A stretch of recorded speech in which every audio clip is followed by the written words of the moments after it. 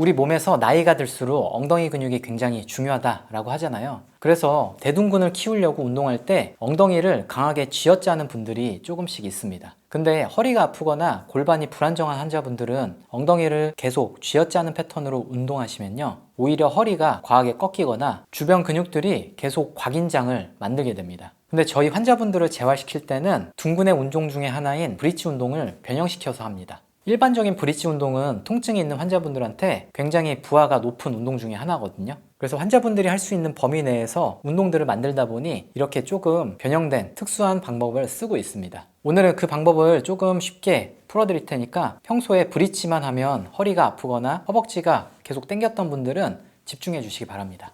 이 운동은 근육을 막 강하게 쓰는 운동이 아닙니다. 그냥 척추의 정렬을 최대한 유지할 수 있으면서 미세한 힘을 조절하는 운동이거든요. 그래서 준비물이 조금 번거롭지만 필요합니다.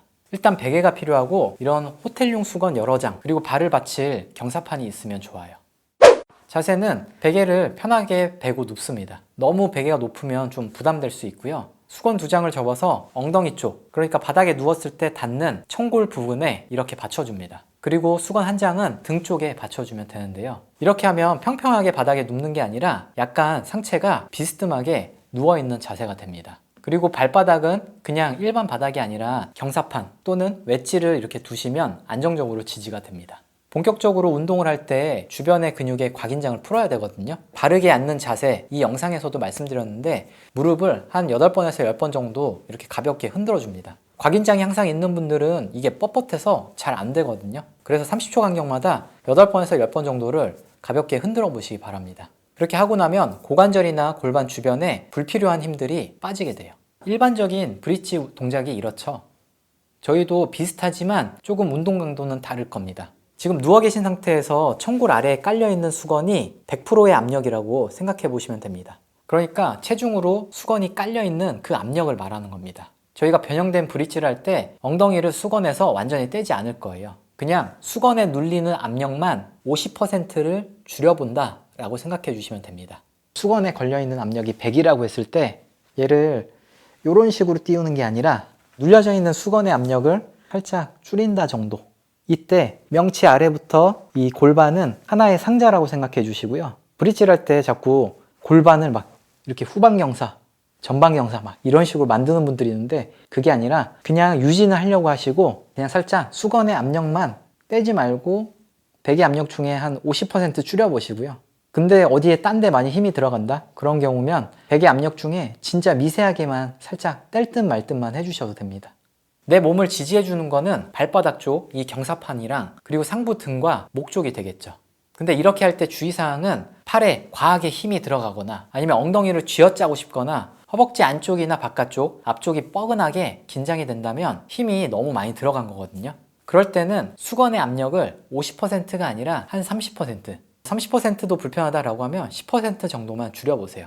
바꿔 말하자면 수건에 30% 정도 압력을 줄였다라고 하면요, 수건에는 70%의 압력들은 유지가 되고 있는 거겠죠. 이 운동을 할 때 가장 중요한 게 명치부터 골반까지 그냥 상자라고 생각해 주세요. 만약에 이 상자를 유지하기 힘들 정도로 허리가 꺾이거나 아니면 몸이 비틀린다 라고 하면 그 범위로 하시면 안 되거든요. 달리 말씀드리면 허리가 과신전되려고 하거나 아니면 골반이 비틀리려고 하는 그런 범위로는 가시면 안 되고 운동 강도를 낮춰주시면 됩니다. 근데 이렇게 곽인장 없는 상태로 계속 운동을 5분 목표로 해보시다 보면 어느 순간에 조금 애매하지만 엉덩이 쪽에 약간의 피로감들이 쌓이게 됩니다. 그게 안정성 근육들이 활성화되고 나중에 그게 익숙해지고 나면 점점 엉덩이 쪽을 더 떼는 방식으로 훈련을 하셔도 됩니다. 이때도 중간중간에 모았다가 풀었다가 하면서 다리가 뻣뻣해지지 않았는지 한번 확인해 주세요. 초반에는 미세하게 이렇게 뗐을 때 아무런 느낌이 없는 게 정상이거든요. 오히려 엉덩이가 쥐어짜져요, 느낌이 잘 와요, 이런 경우는 곽인장을 조금 사용하고 계실 가능성이 있습니다. 이 상태에서 그냥 쭉 유지를 해보시는 거예요. 만약에 허벅지나 다른 곳이 뻐근해지거나 목이 많이 뻐근하고 답답하다 라고 하면 그냥 멈춰주시고 조금 쉬어주세요. 이 운동을 할 때 자꾸 크게 효과를 느끼고 싶어서 나도 모르게 큰 힘을 주고 싶거든요. 근데 그 본능을 잘 억제를 해주시는 게 좋습니다. 힘을 과하게 주려고 하지 마시고 그냥 곽인장이 없는 상태에서 가만히 기다려 보는 겁니다. 그 움직임이 안정성 근육이 세팅된 상태예요. 이 안정성 근육이 그 자세를 계속 유지하다 보면 어쩔 수 없이 지칠 거거든요. 그래서 시간이 지나면서 엉덩이 쪽에 미세한 피로도가 나타날 수가 있고요. 당연히 초반에는 이 안정성 근육이 빨리 지쳐버리면 다리 쪽이 뻣뻣해지거나 뻐근해지는 곽인장으로 넘어갈 수 있습니다. 그때 그냥 멈추시고 쉬시라는 거예요.